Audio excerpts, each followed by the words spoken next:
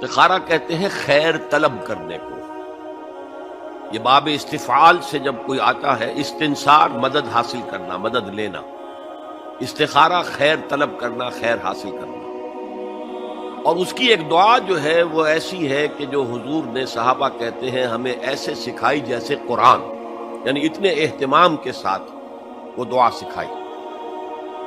وہ دعا پڑھتے رہنا یہ ایک مستقل گویا کہ انسان کا استخارہ ہونا چاہیے. اس کے معمولات میں کوئی بھی مسئلہ درپیش ہے تو آدمی دعا کرے، اللہم انی استخیرک بعلمک واستقدرک بقدرتک.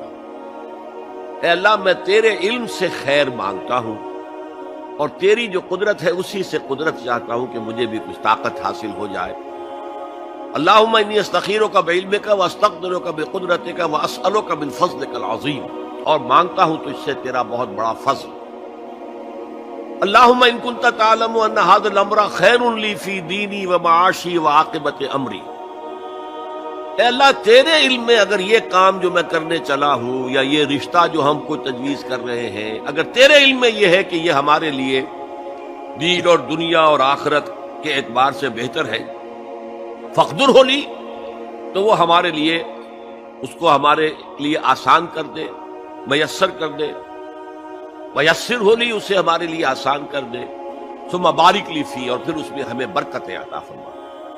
وَإِن كُنتَ تَعْلَمُ أَنَّ هَذَا الْأَمْرَ شَرٌّ لِّي فِي دِينِي وَمَعَاشِي وَعَاقِبَةِ أَمْرِي، اور اگر تیرے علم میں یہ ہے کہ یہ کام ہمارے لیے شر ہے، برائی ہے، دین میں بھی، دنیا میں بھی، اور عاقبت کے اعتبار سے بھی، فَاصْرِفْهُ عَنَّا یا عَنِّي، تو پھر اس کام کو مجھ سے دور کر دے. وَاصْرِفْنِي عَنْهُ، اور مجھے اس سے دور کر دے، اسے مجھ سے دور کر دے. وَاقْدُرْ لِي الْخَيْرَ حَيْثُ كَانَ ثُمَّ أَرْضِنِي بِهِ، اور اللہ خیر جہاں بھی ہو تیرے علم میں وہ ہمارے مقدر میں کر دے، اور پھر ہمیں اس کے اوپر راضی بھی کر دے.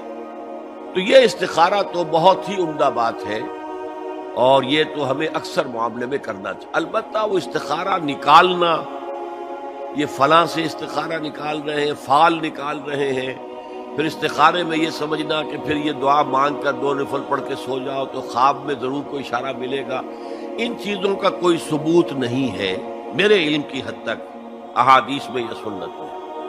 بہرحال اگر اللہ تعالیٰ اشارہ کر دے کوئی خواب کے اندر تو بھی کوئی بعید بات تو نہیں ہے، لیکن یہ کہ اصل میں دعا استخارہ جو ہے بس وہ ہے اصل استخارہ، اور وہ بہت عمدہ چیز ہے، اور وہ ایمان کے عین مطابق ہے کہ اللہ ہم نہیں جانتے، تو جانتا ہے.